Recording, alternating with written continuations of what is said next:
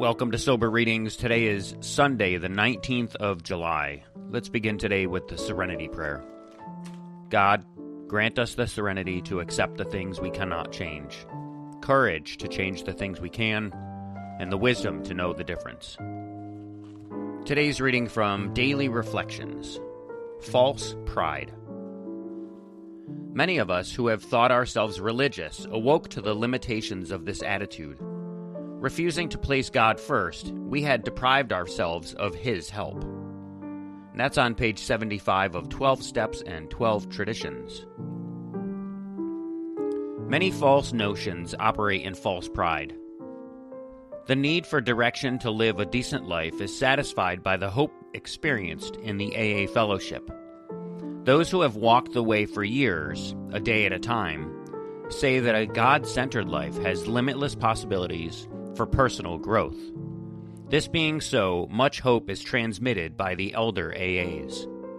I thank my higher power for letting me know that He works through other people, and I thank Him for our trusted servants in the fellowship who aid new members to reject their false ideals and to adopt those which lead to a life of compassion and trust. The elders in AA challenge the newcomers to come to, so that they can come to believe. I ask my higher power to help my unbelief. Today's reading from 24 Hours, July 19, AA Thought for the Day.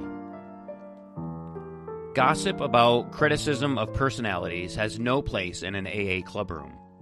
Every man in AA is a brother and every woman is a sister, as long as he or she is a member of AA.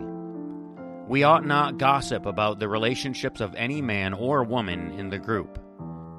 And if we say about another member, I think she or he is taking a few drinks on the side, it's the worst thing we could do to that person. If a woman or a man is not living up to AA principles or has a slip, it's up to her or him to stand up in a meeting and say so. If they don't do that, they are only hurting themselves.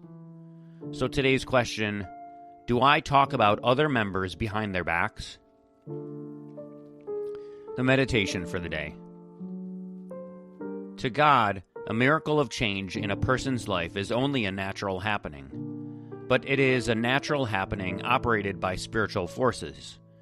There is no miracle in personalities too marvelous to be an everyday happening, but miracles happen only to those who are fully guided and strengthened by God. Marvelous changes in people's natures happen so simply, and yet they are free from all other agencies than the grace of God. But these miracles have been prepared for by days and months of longing for something better. They are always accompanied by a real desire to conquer self and to surrender one's life to God. And today's prayer for the day. I pray that I may expect miracles in the lives of people. I pray that I may be used to help people change. And today's daily meditation from Touchstones. They have rights who dare defend them. That's a quote from Roger Baldwin. There is a hard side to emotional health in manhood. As we grow, we gain many more sides, more ways of responding to the situations we meet.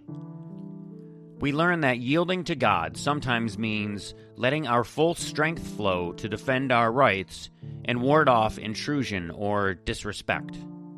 As we have become more loving and tolerant, we have become more assertive for our rights and those of others. We must speak up for ourselves and for our points of view. We must not let others demean us or put us down, nor can we take on blame for others' life problems. When we ought to stand up for ourselves and don't, we may be invaded by a false feeling that we are crazy or bad. As recovering men, we sometimes must call on our hard side and say, no, I will not be a doormat for the harmful actions of others. I will defend my rights. I will cultivate my relationship with my higher power and let that lead me to stand up for myself. And for today's final reading, we're going to read from As Bill Sees It, and we're going to read from page 317. Vision Beyond Today. Vision is, I think, the ability to make good estimates, both for the immediate and for the more distant future. Some might feel this sort of striving to be hearsay against one day at a time. But that valuable principle really refers to our mental and emotional lives and means chiefly that we are not foolishly to repine over the past, nor wishfully to daydream about the future. As individuals and as a fellowship, we shall surely suffer if we cast the whole job of planning for tomorrow onto a fatuous idea of providence. God's real providence has endowed us human beings with a considerable capability for foresight, and He evidently expects us to use it. Of course, we shall often miscalculate the future in whole or in part, but that is better than to refuse to think at all. And that is from 12 Concepts, page 40. And that's going to do it for today's readings, but again, before I close, I'd like to comment on 24 hours a day, the AA thought for the day, because they're talking about gossip. And how does gossip affect us in sobriety? Gossip and talking about people behind their backs can be dangerous in sobriety because it feeds resentment and judgment and dishonesty, the very things that can disturb our peace and pulls us away from recovery. It doesn't feel like recovery at all. It may feel harmless in the moment, but it often damages trust and keeps us focused on other people's faults instead of my own spiritual growth and my own faults. Sobriety asks us to practice kindness, humility, and restraint, remembering that what we say about others says a great deal about where we are in our own recovery.